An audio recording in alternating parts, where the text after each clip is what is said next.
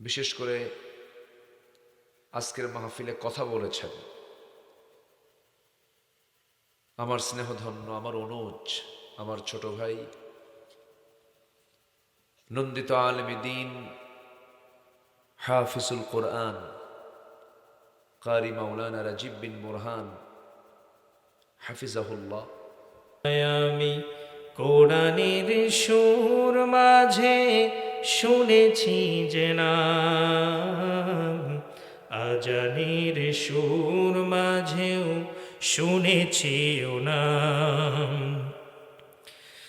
ও নামে এত জাদু, এত মধুময়, ও নাম নিয়ে ফুল সুরভি ছড়ায়। ও নামে এত জাদু, এত মধুময়, ও নাম নিয়ে ফুল সুরভি ছড়ায়। ও নামের সুর তুলে শুধু আমি চাই, হে রাসূল নবীজি তোমায়, হে রাসূল নবীজি তোমায়।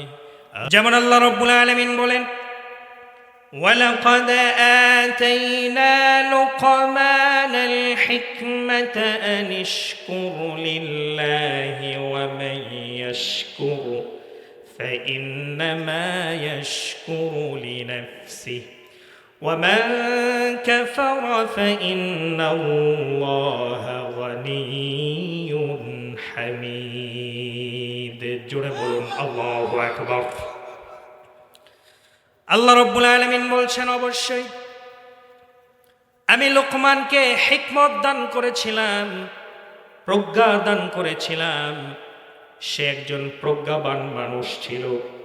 এই জন্য আমি লোকমানকে এই নিয়ামত দেওয়ার কারণে শুকরিয়া আদায় করতে বলেছিলাম। সুবহানাল্লাহ বলেন।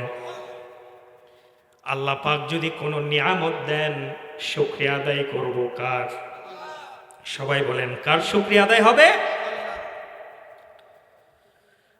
আর যত হিকমত আছে, যত জ্ঞান আছে, যত প্রজ্ঞা আছে, এই সমস্ত হিকমত, এই সমস্ত প্রজ্ঞা কার কাছে আছে? আল্লাহ রাব্বুল আলামিন বলেন, ইউক্তিল হিকমাতা মান ইয়াশাউ ওয়া মান ইউতাল হিকমাতা ফাকাদ উতিয়া খায়রান কাসীরা ওয়া মা ইয়াযাক্কারু ইল্লা উলুল আলবাব। জোরে বলেন আল্লাহু আকবার। আল্লাহ রাব্বুল আলামিন বলছেন, শোনো, আমার কাছে হিকমতের ভান্ডার আছে। আমি যাকে ইচ্ছা, যাকে মনে করি তাকে হিকমত দান করি, তাকে প্রজ্ঞাবান করি। আর যাকে আমি হিকমত দিই, দুনিয়ার জমিনে সে সম্মানিত হয়ে যায়। সুবহানাল্লাহ। তাহলে তিনাকে আল্লাহ রাব্বুল আলামিন দান করেছিলেন হিকমা। হিকমত মানে জ্ঞান নয়। অনেকে মনে করেন হিকমত মানে মনে হয় জ্ঞান। আসলে হিকমত মানে জ্ঞান নয়, এটা হচ্ছে প্রজ্ঞা, উইজডম। আল্লাহ রাব্বুল আলামিন হযরতে লুকমান আলাইহিস সালামকে দান করেছিলেন। বলেন সুবহানাল্লাহ। আমার বন্ধুগণ, লুকমান হাকিমের পরিচয়টা কি? লুকমান হাকিমকে আল্লাহ রাব্বুল আলামিন যে এত বড় হিকমা দান করেছিলেন, প্রজ্ঞার মতো নিয়ামত দান করেছিলেন। মনে হয় হযরতে লোকমান দেখতে দারুণ সুন্দর ছিলেন, এই জন্য তিনি হিকমত দান করেছেন নাকি? এই জন্য করেছেন? হযরতে লোকমান কোন সুন্দর মানুষ ছিলেন না। হযরতে লোকমান একজন কৃতদাস মানুষ ছিলেন, কুৎসিত চেহারার মানুষ ছিলেন। আল্লাহ রাব্বুল আলামিন এই কুৎসিত চেহারার এই হাবশী গোলামটাকে হিকমত দান করে আল্লাহ পাক সম্মানিত দান করেছে। আল্লাহ পাকের কাছে সুন্দর অসুন্দর এর কোনো পার্থক্য নাই। আল্লাহ পাকের কাছে পার্থক্য বান্দার ঈমান, বান্দার তাকওয়া, বান্দার আল্লাহ ভীতি। ঠিক না বেঠে?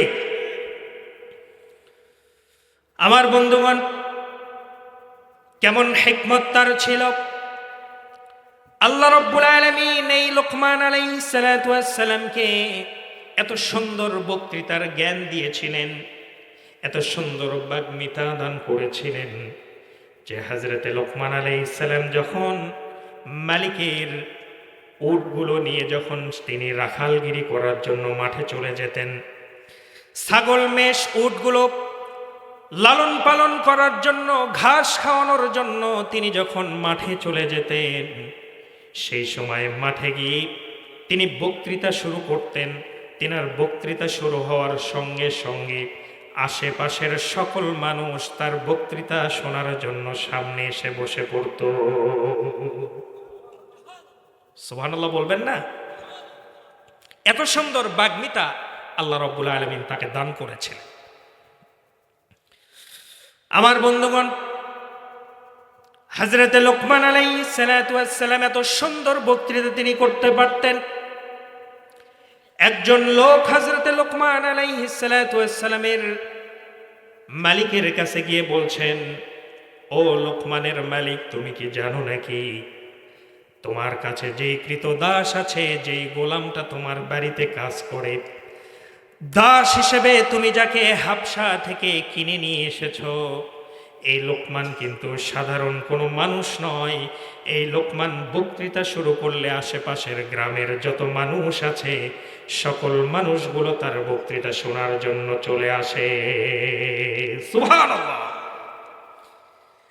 হযরতে লোকমানের মালিক ডেকে বলছে, আমি তো এই ঘটনা জানি না।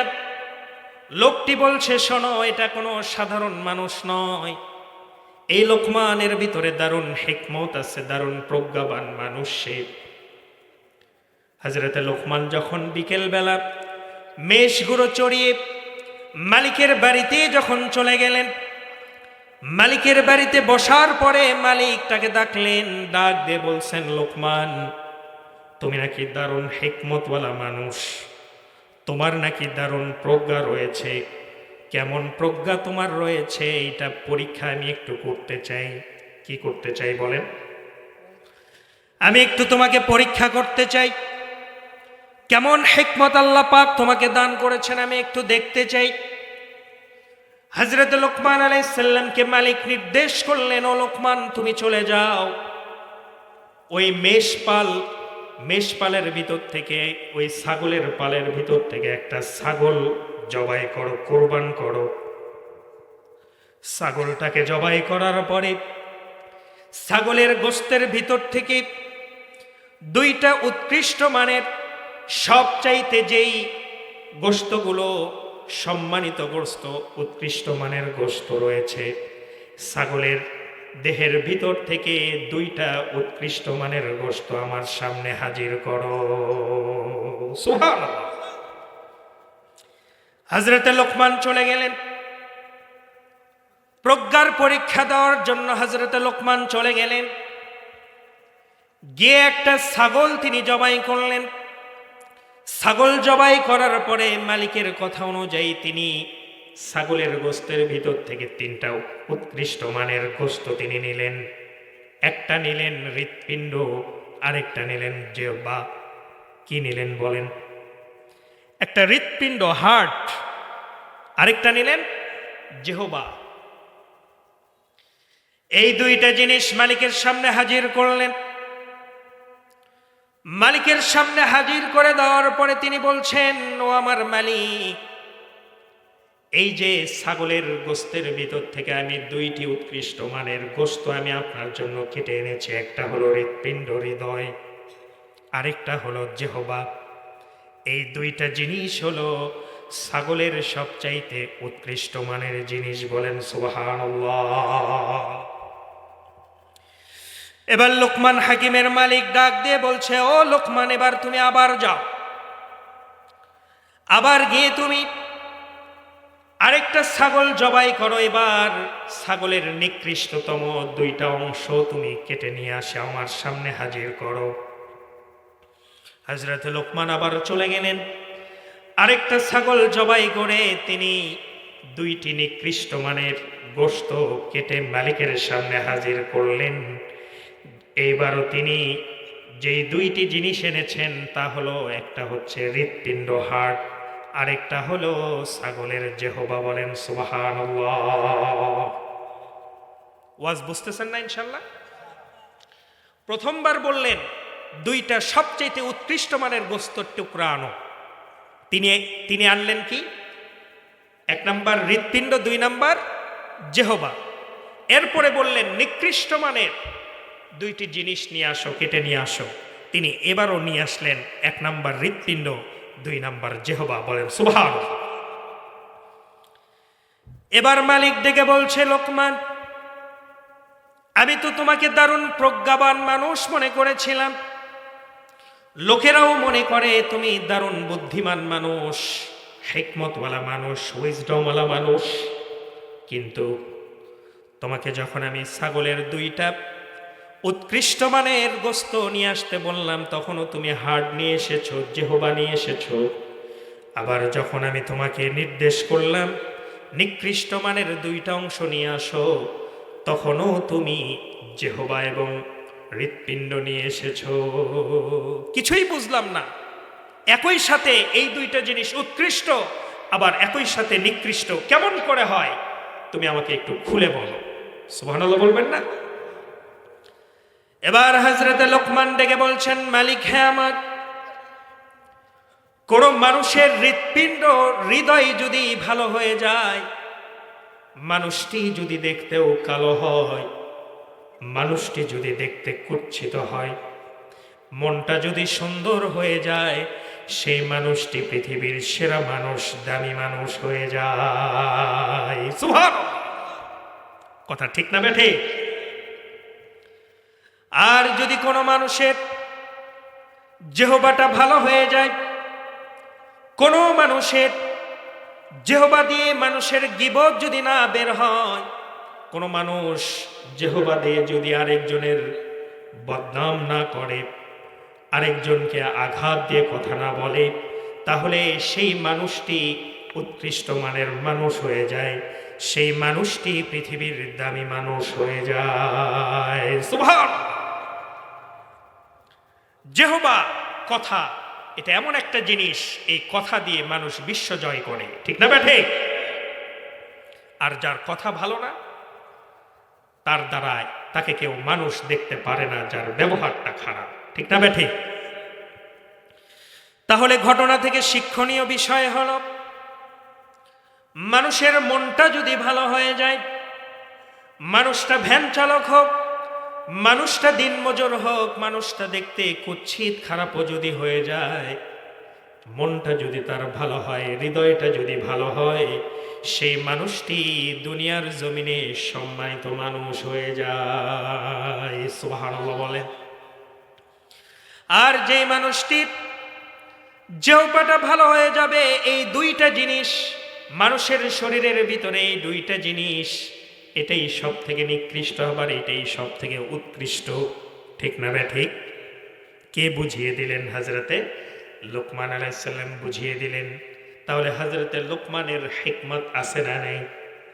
কে দান করেছেন? আল্লাহ পাক দান করেছেন। আমার বন্ধুগণ, এই হযরতে লোকমান হাকিম তার সন্তানদেরকে, তার অনেকগুলো সন্তান আল্লাহ পাক তাকে দান করেছিলেন, এই সন্তানদেরকে ডেকে তিনি 10টি নসিহত করেছিলেন। পৃথিবীর প্রত্যেকটা বাবার উচিত প্রত্যেকটা ছেলেকে হযরতে লোকমান আলাইহিস সালামের এই উপদেশ মালাগুলো শোনানো। সুবহানাল্লাহ। এই উপদেশগুলো প্রত্যেক পিতার দায়িত্ব তার সন্তানকে বলা।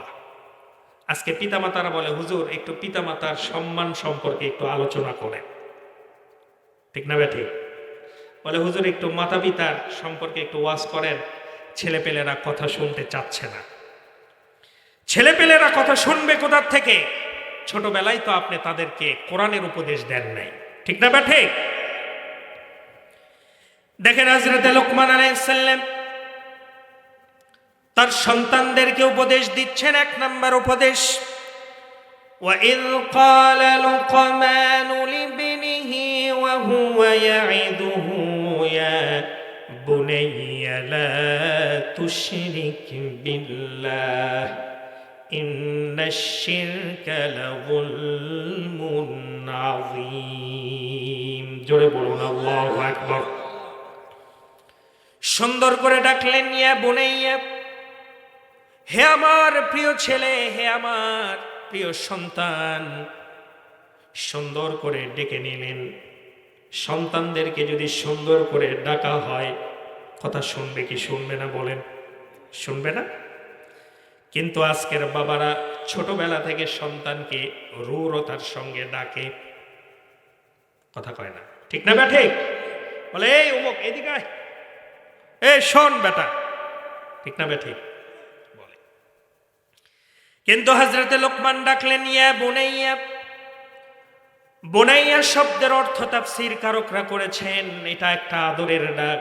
হে আমার প্রিয় ছেলে, হে আমার প্রিয় বৎস, হে আমার কলিজার টুকরা সন্তান, আমার কাছে আসো, তোমাদেরকে আমি কিছু নসিহত করি। এক নাম্বার নসিহত করছি, ও আমার সন্তানের জীবনে কোনোদিন আল্লাহর সঙ্গে শরীক স্থাপন করো না। সুবহানাল্লাহ বলবেন না? শিরিক আছে না নেই? গত জুমায় বিস্তারিত আমি বললাম, ঠিক না ঠিক? যেহেতু এটা আমার জুমার এলাকা, গত জুমাতে একদিন আগেই তো, হ্যাঁ, গতকালই তো আমি আপনাদেরকে শিরিক সম্পর্কে বলেছি। এই যে সামনের শুক্রবারের শবে বরাতের রাত, দুইটা স্পেসিফিক গুনাহ যে করবে শবে বরাতের রাত্রিতে সে সাধারণ ক্ষমা পাবে না, ঠিক না ঠিক? এক নাম্বার বলেছিলাম শিরিককারী, দুই নাম্বার বলেছিলাম হিংসাকারী, ঈর্ষাকারী, কিনাকারী। যার অন্তরের ভিতরে হিংসা আছে, আল্লাহর নবী বলেন অন্তরের ভিতরে ঈমান এবং হিংসা একসাথে থাকতে পারে না। অন্তরের ভিতরে হিংসা এবং ঈমান একসাথে থাকতে পারে না। মানে যেই ব্যক্তিটা ঈর্ষা করে, মানুষ সম্পর্কে বিদ্বেষ পোষণ করে, মানুষ সম্পর্কে হিংসা পরায়ণ হয়, এই ব্যক্তির অন্তরের ভিতরে ঈমানের ছিটা ফোঁটাও নাই, বলেছেন মুহাম্মদ সাল্লাল্লাহু। আমার বন্ধুগণ,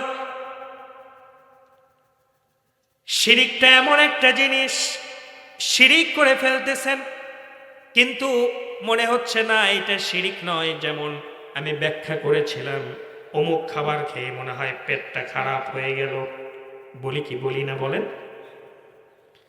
খাবারের কোনো ক্ষমতা নাই আপনার পেট খারাপ করে দিতে পারে। পেট খারাপ যিনি করেন তিনি কে? জ্বর যিনি দেন তিনি কে? সবার মুখ খুলতেছে না। জ্বর দেন তিনি কে? অসুস্থ বানিয়ে দেন তিনি কে? আবার শেফা দেন তিনিও কে? আমার বন্ধুগণ, এই জন্য শিরিক করা যাবে না।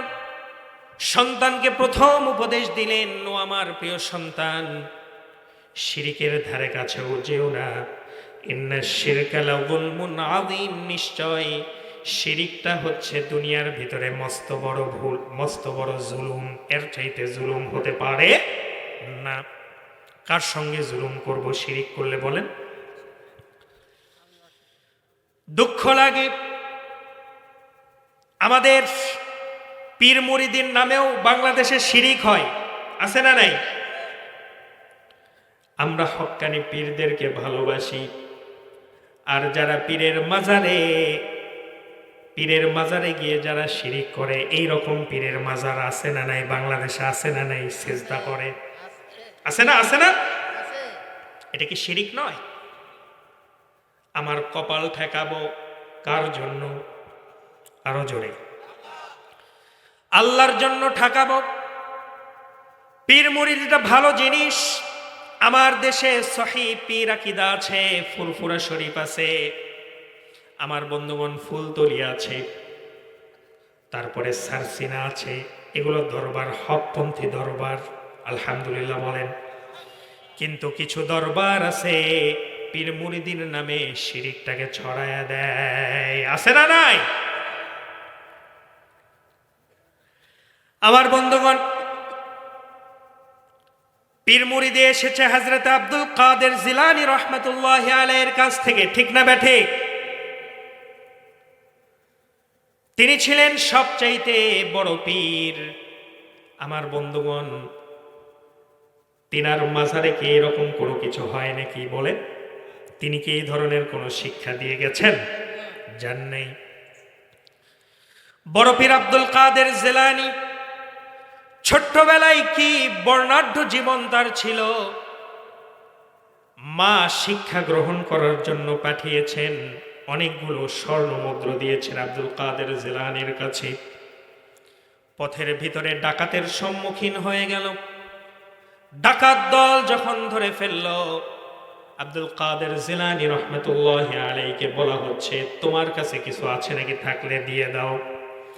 সঙ্গে সঙ্গে জুব্বার দেখবেন নিচের পকেট আছে, আছে না নাই? আছে না? জুব্বার নিচের পকেট থেকে স্বর্ণ মুদ্রাগুলো বের করে ডাকাত দলের কাছে হস্তান্তর করে দিল। ডাকাত দল অবাক হয়ে গেল। আহারে, এত ছোট্ট একটা ছেলে মিথ্যা কথা বললেও তাকে আমরা ছেড়ে দিতাম, ঠিক না বেঠিক? ডাকাত দল ডেকে বলছে, শোনো, কেন তুমি মিথ্যা কথা বললে না? তোমার স্বর্ণ মুদ্রা তো পকেটের ভিতরে লুকায়িত ছিল, গোপন স্থানে ছিল, কেন মিথ্যা কথা বললে না? সঙ্গে সঙ্গে বলে ফেললেন, ও ডাকাতের দলের সদস্যরা, শোনো, আমি তোমাদেরকে সকল সম্পদ দিয়ে দিতে পারি, কিন্তু মুখ থেকে মিথ্যা কথা বের করতে পারি না। সুবহানাল্লাহ! কেমন বর্ণাঢ্য জীবন তার ছিল। তার পীর তিনি ছিলেন আব্দুল কাদের জিলানী রাহমাতুল্লাহি আলাইহি। জিলান শহরের বিশাল বড় পীর, জিলান শহরের সবচাইতে বড় মসজিদের তিনি ইমাম খতিব। সুবহানাল্লাহ বলেন। জিলানে একটা চোর ছিল। কি ছিল বলেন? বিশাল বড় একটা চোর ছিল। জিলান শহরে 30 বছর চুরি করেছে, জীবনে কোনোদিন ধরা খায় নেই। ছোটখাটো চোর নাকি? কথা কয় না, ছোটখাটো চোর। 30 বছর চুরি করার পরে জীবনে কোনোদিন কি খায় নাই? ধরা খায় নাই। ছোটখাটো চোর না, বিশাল চোর। চুরি বিদ্যা, বড় বিদ্যা যদি না পড়ে ধরা, ঠিক না ঠিক? এই চোরটা এমন বড় চোর, জিলান শহরে সকল বাড়িতে এসে চুরি করেছে, জীবনে কোনোদিন ধরা খায় নাই। জিলান শহরের এই চোর চিন্তা করলো, এই জিলানের সবচাইতে বড় পীর আব্দুল কাদের জিলানী রাহমাতুল্লাহি আলাইহি, তার বাড়িতে আমি এবার চুরি করব। যদি আমি চোর তার বাড়িতে চুরি করতে গিয়ে ধরা পড়ে যায়, তাহলে বুঝে নিব সে আসল পীর, সে আসলেই আল্লাহওয়ালা পীর। আর যদি ধরা না পড়ি, তাহলে বুঝবো আমি চোর আব্দুল কাদের জিলানীর চাইতে বড় পীর, ঠিক না ঠিক? বড় পীর আব্দুল কাদের জিলানীর বাড়িতে চলে গেলেন চোর।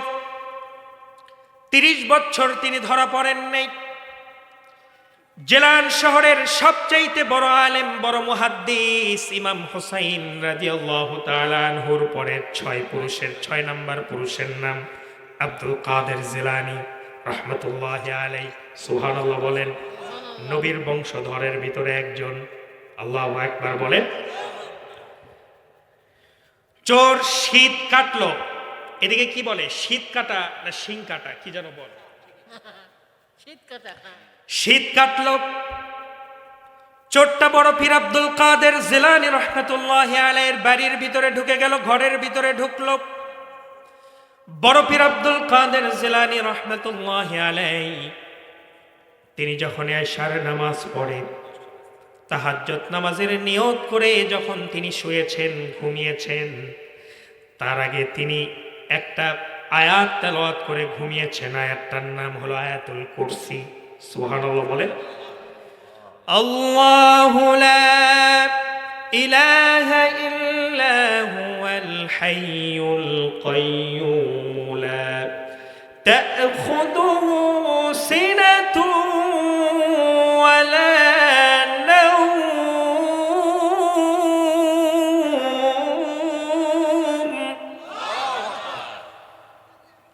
বড় পীর আব্দুল কাদের জিলানী আয়াতুল কুরসি পড়ে যখন তিনি শুয়ে পড়েছেন, হেফাজতের দায়িত্ব নিয়েছেন কে বলেন? আরো জোরে, কে নিয়েছেন? আল্লাহ কি পারেন না? ওয়ালা ইয়াউদুহু হিফযুহুমা ওয়া হুয়াল আলিয়্যুল আযীম। জোরে বলেন আল্লাহু আকবার। কোন বান্দা যদি আয়াতুল কুরসি পড়ে নিজের গায়ে ফু দিয়ে ঘুমিয়ে যায়, তার বাড়িতে জীবনে কোনোদিন চুরি হবে না। হেফাজতের দায়িত্ব নেবেন কে? বড় পীর আব্দুল কাদের জিলানী ঘুমিয়ে গেলেন, চোর শীত কেটে ঢুকে পড়ল বাড়ির ভিতরে। তিনি দেখলেন চোর দেখতেছে আব্দুল কাদের জিলানী শুয়ে আছেন, কিন্তু আল্লাহর ওলিদের কাশফ খোলা ছিল, অন্তর্চক্ষু ছিল। সুবহানাল্লাহ বলবেন না? অন্তর্চক্ষু দিয়ে তিনি জানতে পারলেন জিলানের সবচাইতে বড় চোর সবচাইতে বড় পীরের বাড়িতে ঢুকে গেছে। এবার খেলা শুরু হয়ে যাবে, ঠিক না ঠিক? আমার বন্ধুগণ, এক পর্যায়ে জিলানের সবচাইতে বড় চোর বড় পীর আব্দুল কাদের জিলানীর সকল সম্পদগুলো বস্তাবন্দি করে বাড়ির দরজার সামনে গিয়ে দাঁড়ালো। দরজার সামনে গিয়ে যখন দাঁড়িয়েছে, সিটকানিটা তিনি খুলতে চাইলেন। বস্তা রেখে সিটকানি যখন খুললেন, সিটকানিটা খুলে গেল। যখন বস্তা হাতে নিলেন, সিটকানিটা অটোমেটিক আবার লাগিয়ে যায়। বস্তা ধুয়ে যখন সিটকানি খোলে, তখন সিটকানি ঠিক খুলতেছে। বস্তা নিলেই সিটকানি অটোমেটিক লক হয়ে যায়। সুবহানাল্লাহ বলে। কারামত প্রকাশ পেয়ে গেল। আল্লাহর ওলিদের কারামত আছে না নাই?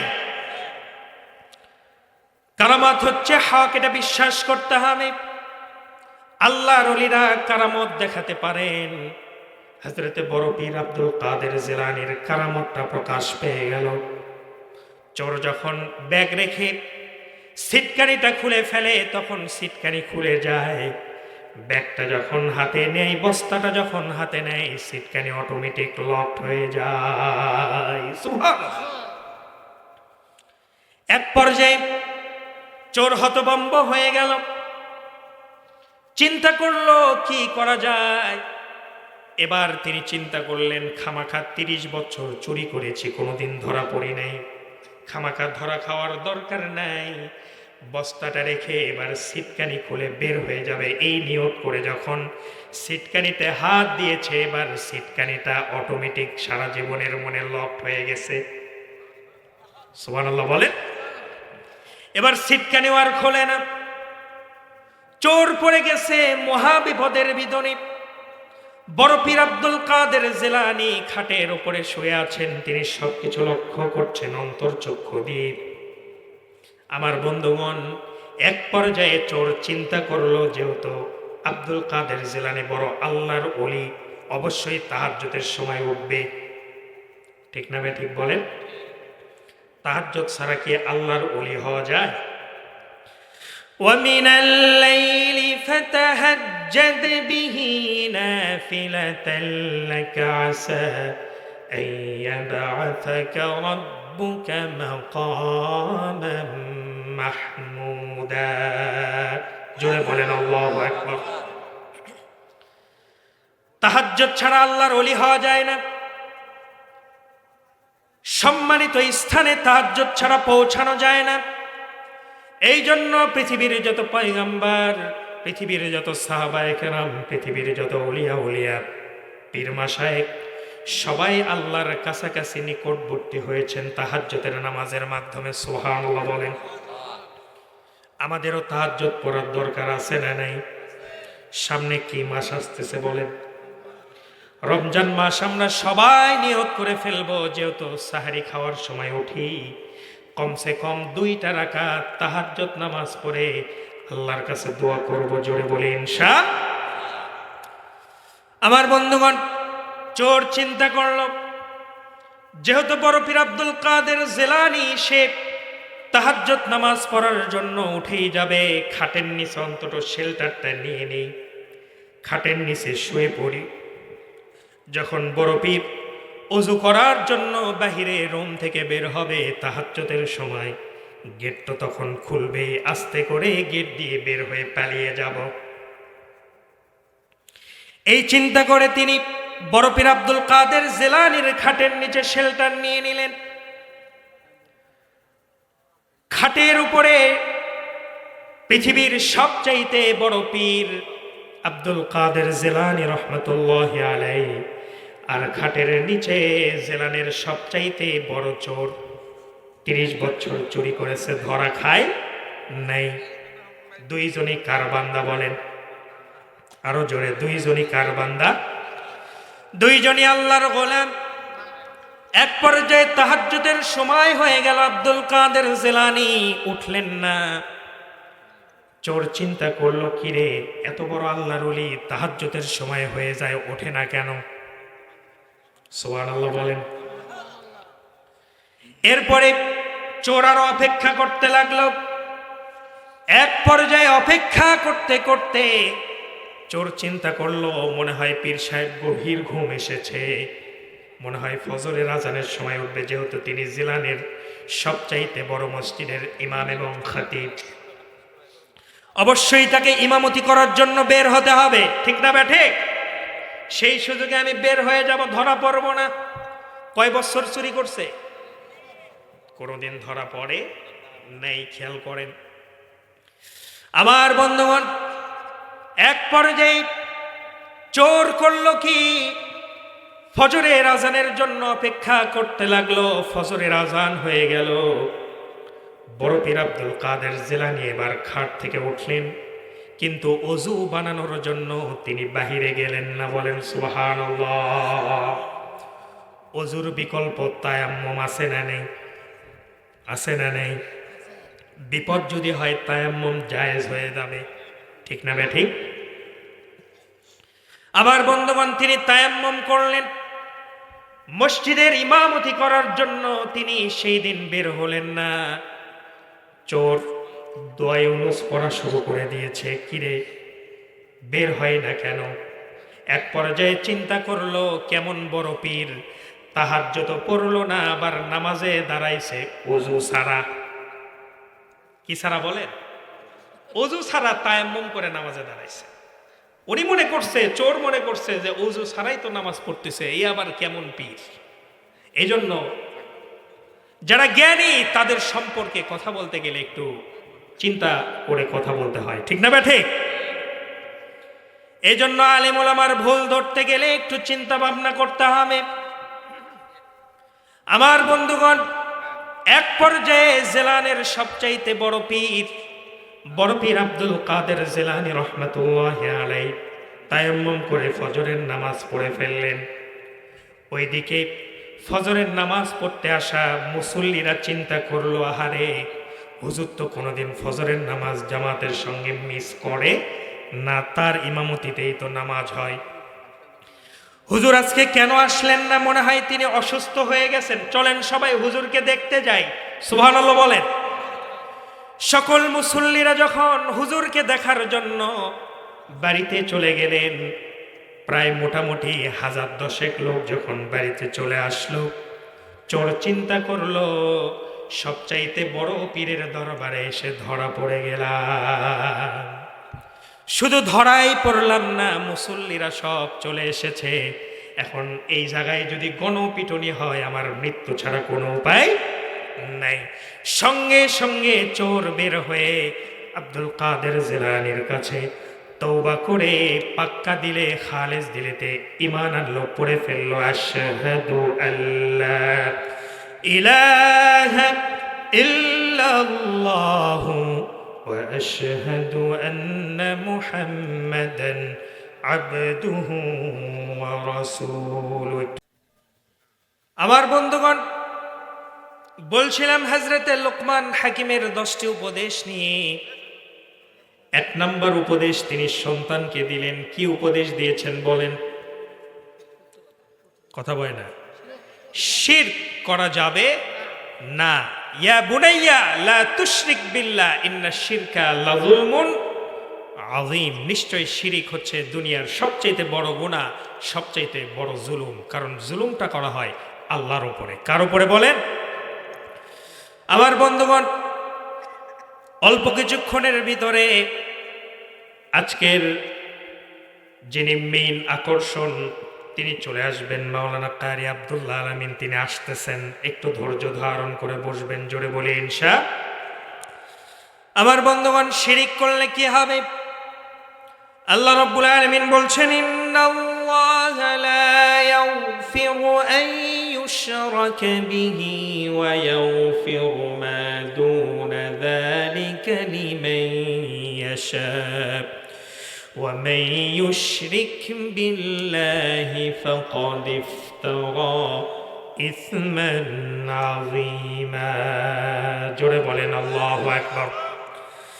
আল্লাহ রাব্বুল আলামিন বলছেন, শোনো বান্দা, পৃথিবীতে তুমি যদি গুনাহ করতে করতে আসমান সমপরিমাণ গুনাহ করে ফেলো, যদি শিরকের গুনাহ না করো, তাহলে আমি আল্লাহ পাক চাইলে তোমার আসমান সমপরিমাণ গুনাহকে মাফ করে দিয়ে তোমার জন্য জান্নাতের ফয়সালা করে দিতে পারি।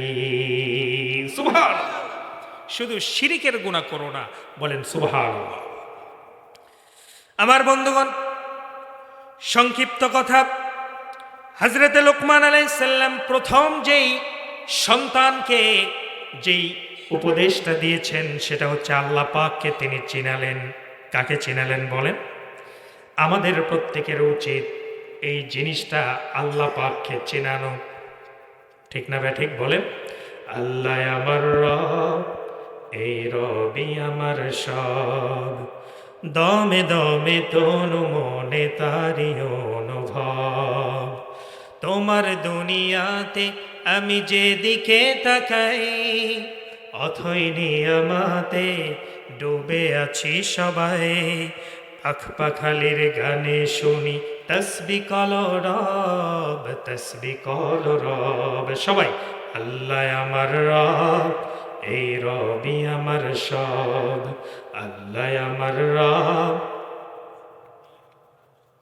আমার বন্ধুগণ, 2 নম্বর উপদেশ দিলেন হযরতে লোকমান তার সন্তানদেরকে, ওয়াসাইনাল ইনসানা বিওয়ালিদাইহি হামালাতহু উম্মুহু ওয়াহনান আলা ওয়াহনিন ওয়া ফিসালুহু ফি আমাইনি আন ইশকুর লি ওয়া লিওয়ালিদাইক ইলাইয়াল মাসীর।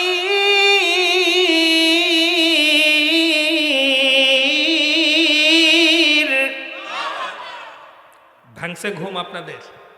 হ্যাঁ, ভাঙছে ঘুম? ভাঙছে নাকি আরেকটা টান দিব?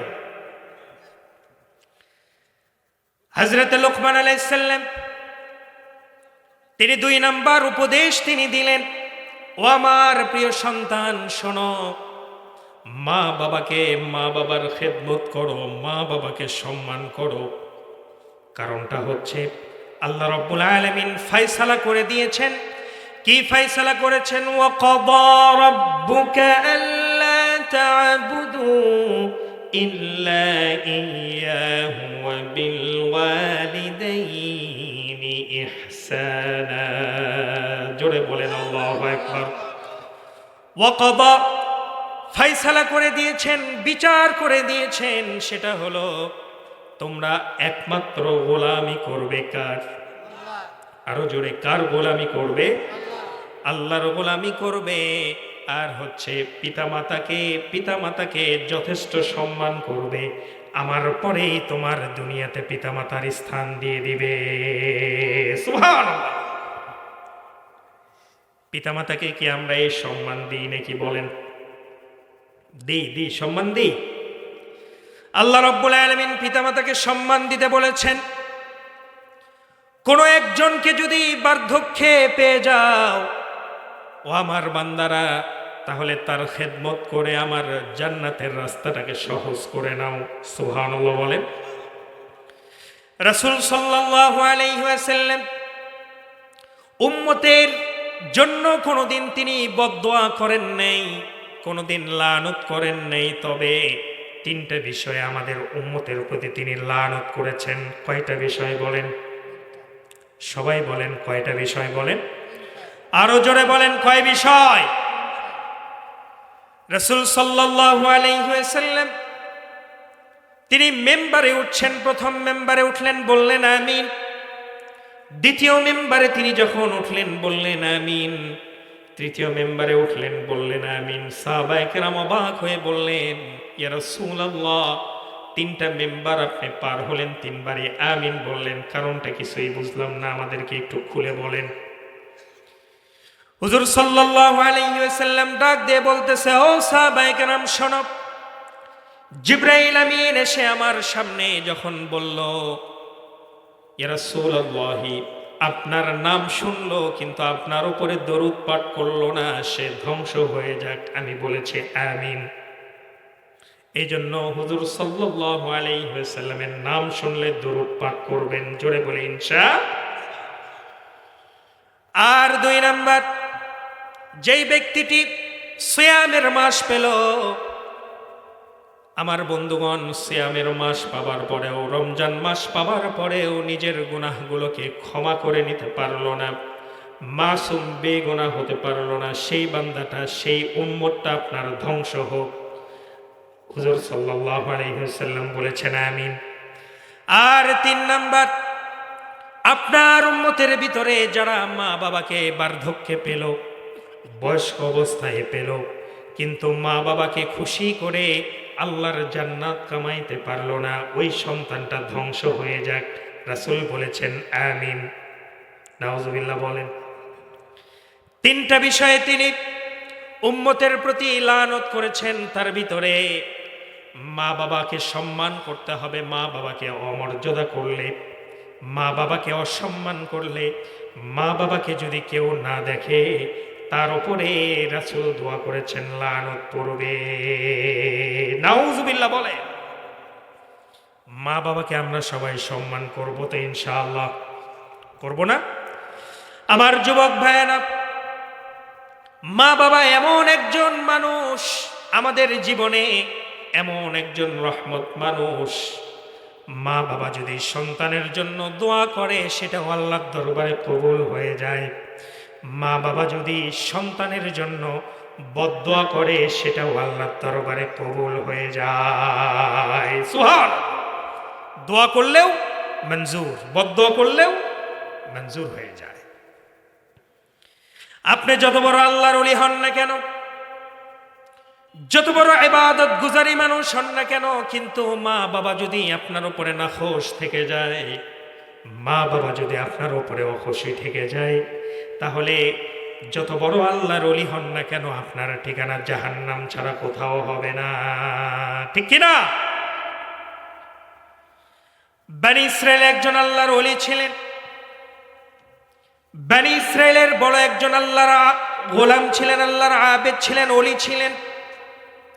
বুখারীর বর্ণনা, আমার নবীজি বলেন, ও আমার সাহাবায়ে কেরাম শোনো, বনি ইসরাইলের যুগে বিশাল বড় আল্লাহর একজন ওলি ছিলেন, যার নাম ছিল জুরাইস। কি নাম ছিল বলেন? যার নাম ছিল জুরাইস। এই লোকটি পাহাড়ের উপরে গির্জা তার ছিল। যেহেতু তখন খ্রিস্ট ধর্ম ছিল, সেই ধর্মটা আল্লাহর মনোনীত ধর্ম ছিল। ঠিক না বে ঠিক বলেন? গির্জার ভিতরে সে আল্লাহর ইবাদত করত, তাহাজ্জুদ পড়ত, নামাজ পড়ত। একদিন রাতের বেলা তাহাজ্জুদের নামাজের জন্য সে আল্লাহর ওলি দাঁড়িয়ে গেছেন। আল্লাহর ওলি দাঁড়িয়ে যখন গেছেন, পাশের রুম থেকে মা ডেকে বলছেন, বাবা জুরাইস, বাবা জুরাইস, আমার জন্য একটু পানি নিয়ে এসো, আমি তৃষ্ণার্ত ব্যক্তি। জুরাইস চিন্তা করলো, আহারে তাহাজ্জুদের নামাজের জন্য দাঁড়িয়ে গেলাম, এই মুহূর্তে মায়ের পানির তৃষ্ণা লাগলো নাকি। জুরাইস চিন্তা করলো, তাহলে 2 রাকাত তাহাজ্জুদ নামাজ অন্তত শেষ করি, তারপরে মাকে পানি এনে দেব। এই চিন্তা করে জুরাইস নামাজটাই কন্টিনিউ করলেন, চলমান করলেন। দ্বিতীয়বার আবার ডাক দিলেন, ও জুরাইস, আমি তোর মা বলছি, আমি বড় তৃষ্ণার্ত, আমার কাছে 1 গ্লাস পানি নিয়ে আসো। মাটা অসুস্থ ছিল, উঠতে পারছিলেন না। জুরাইস চিন্তা করলেন, আহারে নামাজের ভিতরে আল্লাহর সাথে প্রেম করতেছি, মনোযোগ চলে এসেছে, এই অবস্থায় যদি আমি নামাজটাকে ছেড়ে দিয়ে মার পানি নিয়ে যাই, নামাজটা নষ্ট হয়ে যাবে। আমার বন্ধুগণ, এক পর্যায়ে তৃতীয়বার যখন জুরাইজের মা ডাকলেন, ও আমার প্রিয় সন্তান জুরাইস, আমার জন্য একটু পানি নিয়ে আসো। জুরাইস সারা শব্দ দিলেন না, কারণ তিনি নামাজে দাঁড়িয়ে। কিসে দাঁড়িয়ে বলেন? তিনি নামাজে দাঁড়িয়ে আছেন। এক পর্যায়ে জুরাইজের মা ক্ষিপ্ত হয়ে আল্লাহর কাছে বদদোয়া করলেন, নিজের আল্লাহর ওলির ছেলের বিরুদ্ধে বদদোয়া করলেন ক্ষিপ্ত হয়ে, রব্বুল আলামিন, আমার সন্তানকে 3টা বার ডাকলাম, একবারও সাড়া দিল না, পতিতা নারীর পাল্লায় না ফেলে জুরাইসকে মৃত্যুবরণ করায়ও না। কি নারী বলেন? পতিতা নারী, বেশ্যা নারী। মা বদদোয়া করেছেন, কবুল করেছেন কে? আরো জোরে, কে কবুল করেছেন?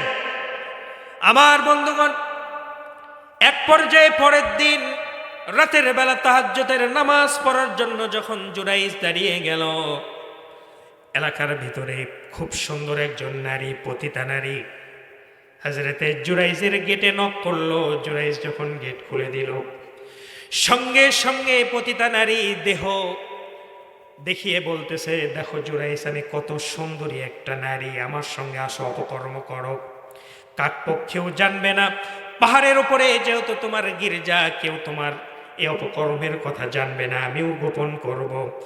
সঙ্গে সঙ্গে জুরাইস বললেন, ওয়াত্তাকুল্লাহ, আমি আল্লাহকে ভয় করে চলি। সুবহানাল্লাহ। আর যারা আল্লাহকে ভয় করতে পারে তারা কখনো জিনাহের কাজে লিপ্ত হতে পারে না, ঠিক না বেঠে? আমার বন্ধুগণ, 14ই ফেব্রুয়ারি আসতেছে। যুবক ভাইরা, তোমাদেরকে অনুরোধ করব, এই সমস্ত বেহায়াপনা দিবস মুসলমানের হতে পারে না। মুসলমান এই সমস্ত দিবস পালন করতে পারে না। Chocolate day, kiss day, heart day, আরো কি কি যেন আছে, আছে না? নাই? আছে না? এই সমস্ত ডে পালন করা যাবে না, ঈমান নষ্ট হয়ে যাবে, ঠিক না বেঠে? আমার যুবক ভাইরা, এক পর্যায়ে জুরাইসকে যখন এইভাবে তাকে বলা হলো, জুরাইস সঙ্গে সঙ্গে তাকে ধাক্কা দিয়ে বের করে দিয়ে গেটটাকে নক করে দিল। বেশ্যা নারী ক্ষিপ্ত হয়ে পাহাড়ের নিচে যখন নেমে আসলো, বুখারীর বর্ণনা প্রামাণ্য চিত্রটা আমি আপনাদেরকে বলছি। এক পর্যায়ে নিচে একটা লোকের সঙ্গে দেখা হয়ে গেল। সে ছিল মেষপালক, মেষ চড়িয়ে মাঠের ভিতরে ঘুমিয়ে আছে, রাখাল মানুষ ছিল। সেই সময় মেষপালককে গিয়ে বলতেছে, দেখো আমি কত সুন্দর নারী, দেখো কত সুন্দর চুলগুলো আমার লম্বা, ভুরুগুলো কত সুন্দর, চোখগুলো দেখো কেমন সুন্দর, আমার চোখ, ঠোঁটগুলো দেখো। এইভাবে করে যখন সেই মেষপালকের সামনে বলল, মেষপালক বলল, আজকে পাইছি, তারে অপকর্ম হয়ে গেল, জিনাহের কাজ হয়ে গেল। নাউজুবিল্লাহ বলেন। জিনাহের কারণে পেটের ভিতরে বাচ্চা দিয়েছেন কে? আরো জোরে, কে দিয়েছেন? পেটের ভিতরে বাচ্চা চলে আসলো, দিন গড়িয়ে সপ্তাহ চলে আসলো, সপ্তাহ গড়িয়ে মাস চলে আসলো, বছর চলে আসলো। 3 মাস হতে হতেই বেশ্যা নারীর পেটটাকে ফুলে তুললেন কে? পেটের ভিতরে বাচ্চা আসলে ফুলে উঠবে না পেট? পেটটা যখন ফুলে উঠলো, এলাকার মানুষ বলল, কে রে, তোমার তো এখনো বিবাহ হয় নাই, কার সঙ্গে তুমি অপকর্ম করেছ? পেটের ভিতরে তোমার বাচ্চা চলে আসলো, তোমার তো এখনো বিয়ে হয় নাই। সঙ্গে সঙ্গে সেই পতিতা নারী, বেশ্যা নারী, ওই যে গির্জার উপরে যে আল্লাহর ওলি আছে জুরাইস, সঙ্গে সঙ্গে বলে ফেললো, জুরাইজ আমার সঙ্গে রাতের বেলা অপকর্ম করেছে, এ অপকর্মের ফলে আমার পেটে বাচ্চা এসেছে। নাউজুবিল্লাহ বলেন। কথাটা সত্য না মিথ্যা? কত পার্সেন্ট? হ্যাঁ, 100% টাটকা ডাহা মিথ্যা কথা। লোকেরা সব ক্ষিপ্ত হয়ে গেল। দেখবেন হুজুরদের বিরুদ্ধে একটা কথা উঠলে লোকেরা হুজুরদের উপরে ক্ষেপে যায়, ঠিক না বেঠে? আমার বন্ধুগণ, এক পর্যায়ে আল্লাহর অলির বিরুদ্ধে সবাই ক্ষেপে উঠলো। লাঠি সোটা নিয়ে যার কাছে যা কিছু আছে পাহাড়ের চূড়ায় উঠে জুরাইজের গির্জাটাকে ভেঙে জুরাইজকে হাত পা বেঁধে নিচে নেমে নিয়ে আসলো। জুরাইজ বারবার জিজ্ঞেস করছেন, আল্লাহর ওলি বারবার জিজ্ঞেস করছেন, কেন তোমরা আমাকে ধরে নিয়ে যাচ্ছ সেটা অন্তত বলো। এবার লোকেরা ডাক দিয়ে বলতেছে, শোনো, তোমার তো উপরে উপরে ফিটফাট, নিচ দিয়ে সদরঘাট, আমরা তোমার কাছে পানি পড়া নেওয়ার জন্য আসি, আমরা তোমাদের কাছে ফু নেওয়ার জন্য আসি, আর রাতের অন্ধকারে তুমি অপকর্ম করো। বলে, কি অপকর্ম করেছি? বেশ্যা নারীর সামনে নিয়ে যাওয়া হলো, সেই নারীও বলে ফেললো, হ্যাঁ, ইনি আমার সঙ্গে জিনায়ের কাজ করেছে। নাউজুবিল্লাহ বলেন। ওই যে মায়ের বদদুয়া। আমার বন্ধুগণ, এক পর্যায়ে জুরাইজ আল্লাহর ওলি ডাক দিয়ে বলতেছে, তোমরা আমার কি করতে চাও? বলে, তোমাকে মৃত্যুদণ্ড কার্যকর করব, জিনাহের গুনাহ করলে লোকসম্মুখে তোমার ফাঁসি দিয়ে তোমাকে হত্যা করা হবে। জুরাইজ ডাক দিয়ে বলতেছে, ঠিক আছে, হত্যা যখন তোমরা আমাকে করবে, কিন্তু তোমাদের কাছ থেকে আমি 5টা মিনিট সময় চেয়ে নিচ্ছি।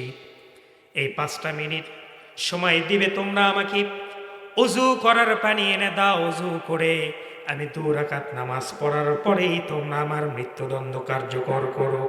সুবহানাল্লাহ বলেন। এক পর্যায়ে